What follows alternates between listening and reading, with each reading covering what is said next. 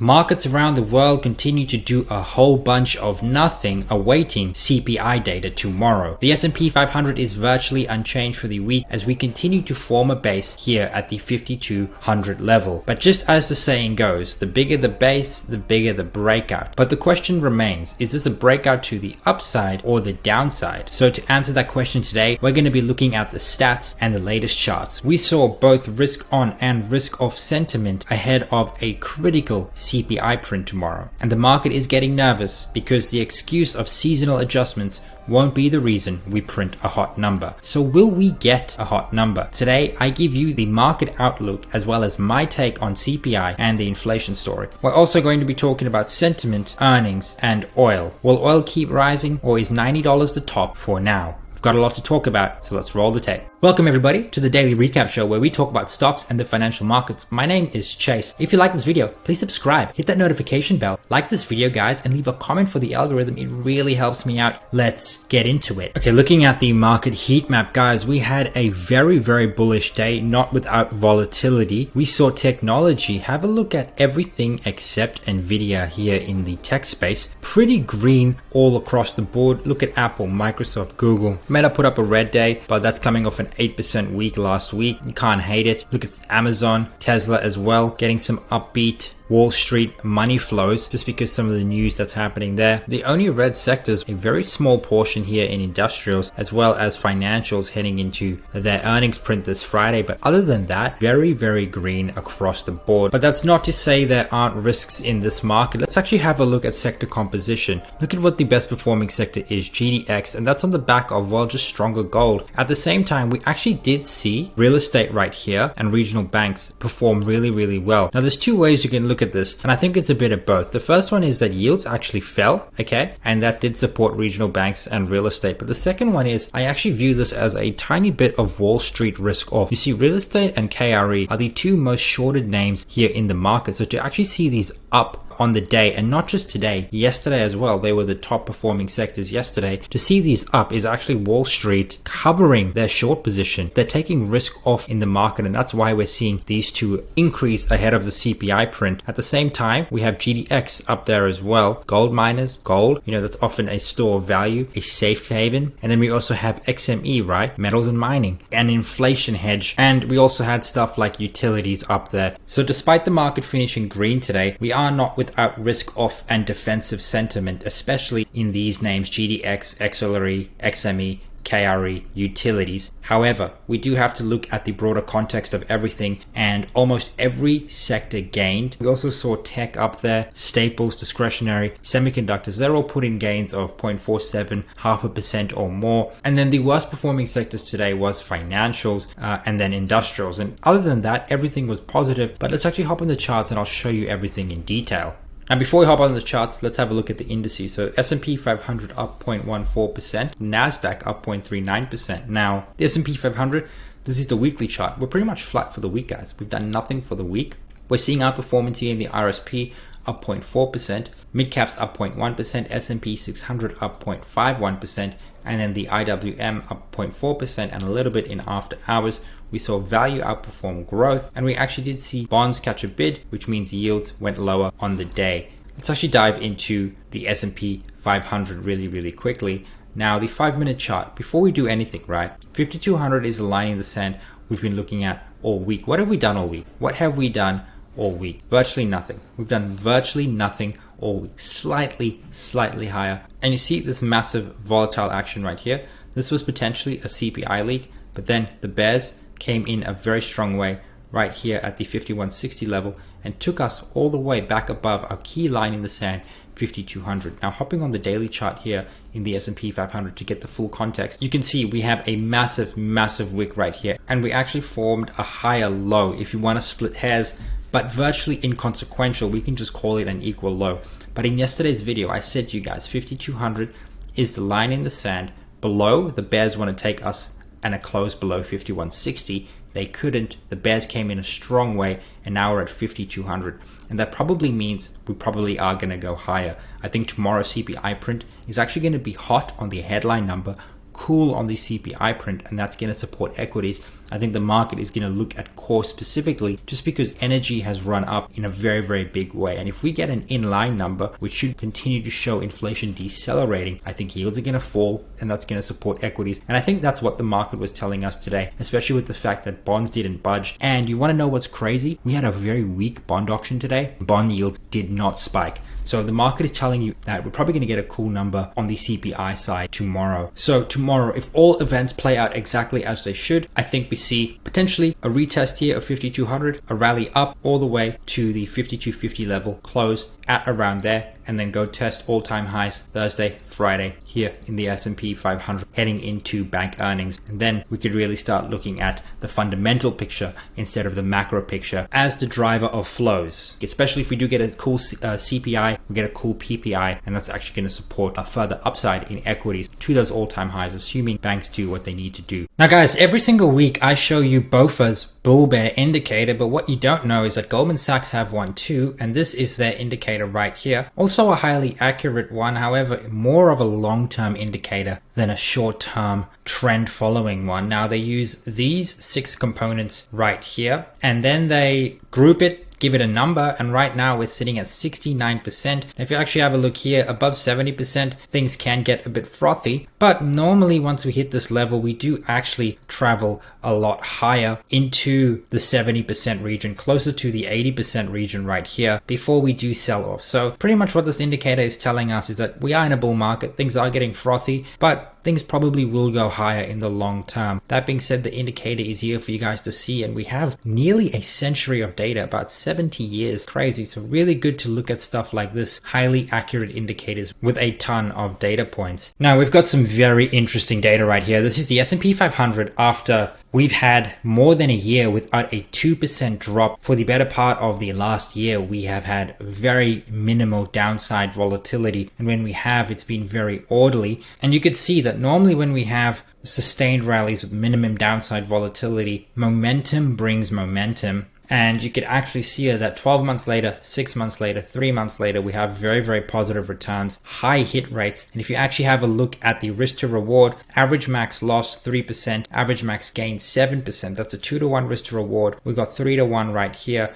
and we've got 3-to-1 right here as well. So high risk to reward plays to the upside, especially in the environment we're in. And this just goes to tell us that we are in a bull market and we do want to stay long and we do want to buy pullbacks if we do get them. Now, looking at earnings, yesterday we went over JP Morgan Chase, Progressive. Today we're going to look at BlackRock and Citigroup and their earnings upcoming this Friday. So BlackRock is expected to report $4.7 billion worth of earnings for Q1 2024, 10% growth on 9.25 EPS. That's 21% year over year for the quarter. Citigroup is expected to report $20 billion of revenue. That's crazy in a single quarter for Q1 2024. That's actually a decrease of 2.85% and 35% EPS decrease. You know what? I saw a lot of financial analyst notes on Citigroup being extremely undervalued, but they actually have earnings decreasing in the quarter. Kind of crazy. Maybe they just had an absolute outlier quarter right here. Maybe they did. Nonetheless, this is what we are expecting. So those are just the earnings numbers for Citi and BlackRock. Now we do know that earnings is expected to come in around about 5% here for the S&P 500, 8% excluding energy. I've seen other sources say 3%. I've seen others say 4%, but let's call it 3 to 5%. Do you want to know something crazy that I found in terms of data? Since the pandemic, guys, EPS for Europe has actually been stronger than the US, and not just in the entire market as a whole. Right here you could see this is probably the S&P 500 and then the stocks 600. It's actually true for energy, financials, discretionary, staples as a whole. The only sectors that are beating Europe is industrials, technology, materials, and then real estate right here. That's because Europe's real estate market is a complete dumpster fire. All in all, EPS for Europe is actually higher than the US since 2021, something you would not expect, but here is the data. But the S&P 500 has far outperformed the European index it's simply because of this right here, technology and the flows inside technology, and how those stocks have both re-rated with earnings and multiple expansion, and that has led the Nasdaq 100, the S&P 500 and the Dow Jones to far outperform most of the European indexes except for the granolas.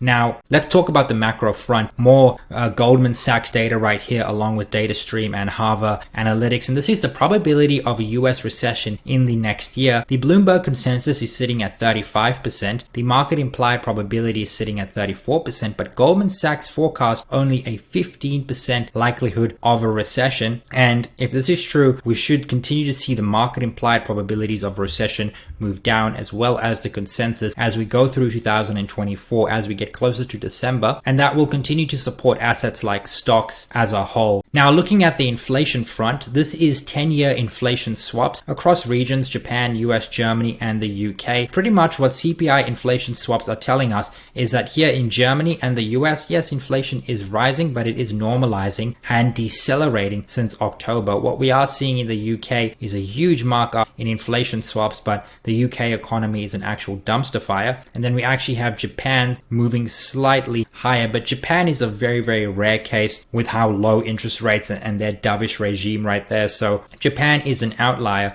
However, most of us have our money in US stocks, and we can actually see that inflation is decelerating for the most part. Looking at break-evens, however, inflation break-evens are moving higher across the board, particularly here in the last month. And I think that has to do with good economic data, what we're seeing with yields, what we're seeing with gold, commodities. And I think the market is coming to grips with the fact that inflation is going to be a little bit stickier than we thought. That being said, the Fed have moved their nominal targets higher as well. That is just market reflexivity. And the market is simply pricing in higher probabilities of inflation. We could actually see this in oil. Markets are pricing in a higher probability of oil being in the $90 to $100 range. This is the probable outcomes of Brent, and this is above $90 right here, above $100. And you can see above 100 is a 17% probability, and above 90 is about a 36% probability. And in aggregate, that's more than a 50%. So you could say that by the end of 2024, oil is likely going to be in the $90 to $100 range. Now, this could change at any moment, but looking at it right now, this is what the market is telling us. And it's telling us that, hey, inflation is probably going to be higher for longer, because that is one of the main reasons why oil rises. It's a great hedge against inflation. Just look at 2021, 2022, and the price action we had in oil stocks, and then go look at energy stocks. Now, looking at some US inflation gauges, we have core CPI, PCE, PPI, average hourly earnings, and then the Fed's target of 2% right here. So right now, headline core PCE, the main gauge of inflation we want to look at, is 2.5%, okay? Now, average hourly earnings right here is at 4.1%. However, it is decelerating since 2022. Everything is actually decelerating. What we also see here is core CPI is on a pretty good downward trend. We get the data tomorrow to see what that looks like for March. We then also have core PPI is starting to trend sideways. However, again, still decelerating. And then core PCE, Fed's main gauge of inflation, what they really watch, is decelerating as well. But guys, you do have to understand that all of this is still above the Fed's target. But in recent months, the Fed have communicated that their 2% target is less absolute in 2024 than it was in 2023, 2022. Now guys, let's actually talk about CPI. We're going to talk about my expectations, what I think is going to happen with CPI, PCE, rate cuts, and we're also going to look at the market's expectations. So right here, we have core CPI. So Goldman Sachs expect a 0.27% increase. Last month, we came in at 0.36%. So we've had 3 months of hotter inflation here in December, January, and February. The Fed came out and said a lot of that has to do with seasonal adjustments. The market seemed to believe them because we kept rallying. However, April is the first month here when we're not going to have the seasonal adjustment excuse. So a lot is riding on this figure. Now, the market is actually going to look at the core figure more than anything, simply because energy has been ramping up, and I do think that's the reason why we're actually going to see a higher headline number, but we still should see core move down, decelerating, especially as we get a 0.27% print. Now, breaking it down, Goldman expect core goods to actually be in deflation territory month over month at 0.05%, a negative print, and then core services at 0.37%. So services continuing to remain the sticky component, and then core services ex rent and OER, which is super core, a 0.28%. Now, the reason why super core needs to be also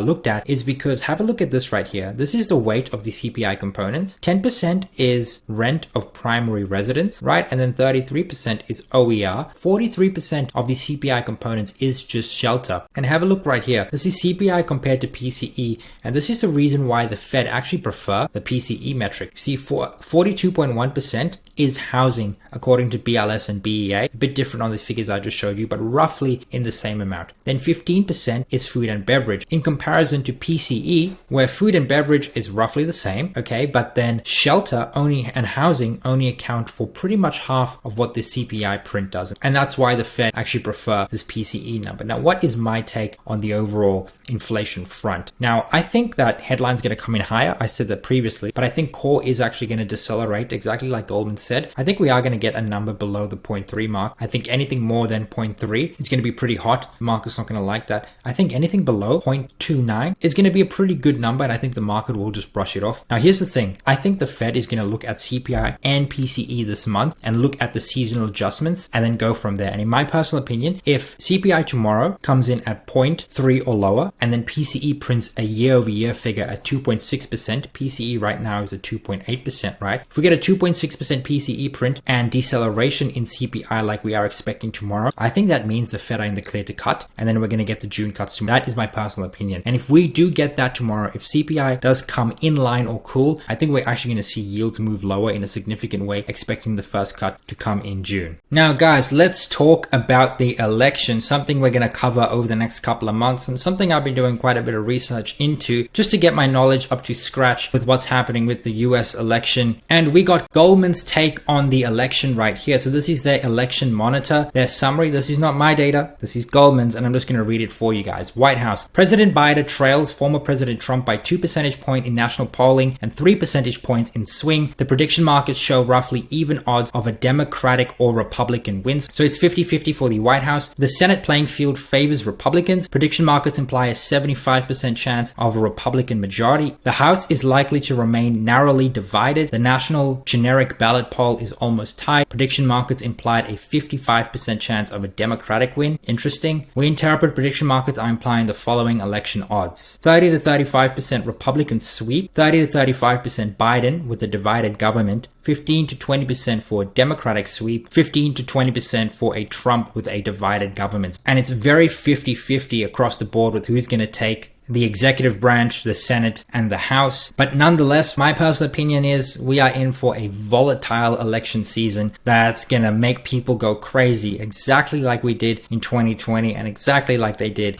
in 2016. Now, guys, we're going to go over some of BOFA's key charts. This is S&P 500 monthly seasonality, 1928 to present. And guys, normally April tends to be very, very bullish, a very average hit rate, 65% of the time positive. But the S&P 500 is currently negative for April, so it doesn't look like we're following general seasonality. What we are following, though, is sort of the presidential election year seasonality. You can see that April kind of finishes flat, slightly in the negative, and that's actually kind of what we're seeing right now, and it tends to have a terrible hit rate to the upside. We actually can see further downside here in May. So if we do get further downward momentum in April and in May for the next 2 months, for the next 4 to 8 weeks, it's actually completely normal. It's well within seasonality, and we should just look to buy the dip for what is normally a very bullish June, July, and August. And imagine if we do get rate cuts in this period, that could really be supportive for equity markets and the asset markets as a whole. Now, again, guys, we got some more BOFA charts, institutional charts. These are what they look at. And today we're going to take a focus on gold. So we got the spot gold weekly chart right here, and they say bull flag and up wave count targeted. So this is the Elliott wave theory. Up wave count targeted 2368 and still due. Upside risk from evolving wave patterns and bullish MACD breakout reiterates upside risk to medium term target of 638, such as 538 and 2643. In other words, after this breakout we've had right here, predicts 2368 as the next upside target, then 2538, and then 2643. And both the MACD and RSI support this breakout happening right here. So they're very, very bullish on gold right here. And we're looking at anywhere from 20 to 30% upside in gold, according to BOFA in spot gold. Now, I do have gold seasonality here from BOFA for you guys as well. And we could see that on average, April tends to be a very bullish month for gold in the last 5 years, up 2%, and normally bullish in the last 10 years, 15 and 20 years, but it does tend to be fairly negative in May, June, July, and that probably coincides with the fact that in an election year, we do see very bullish returns in equities in this period. Generally speaking, when equities go up, gold's normally flat or negative. When equities go down, gold tends to outperform quite significantly. Now looking at silver, both say bullish continuation patterns and trendline breakout suggest that silver prices are positioning to catch up to the gold rally by rallying to 2021 highs. Now they see once we have this breakout of this trend line and this trend line right here, we could see upside targets of the 50%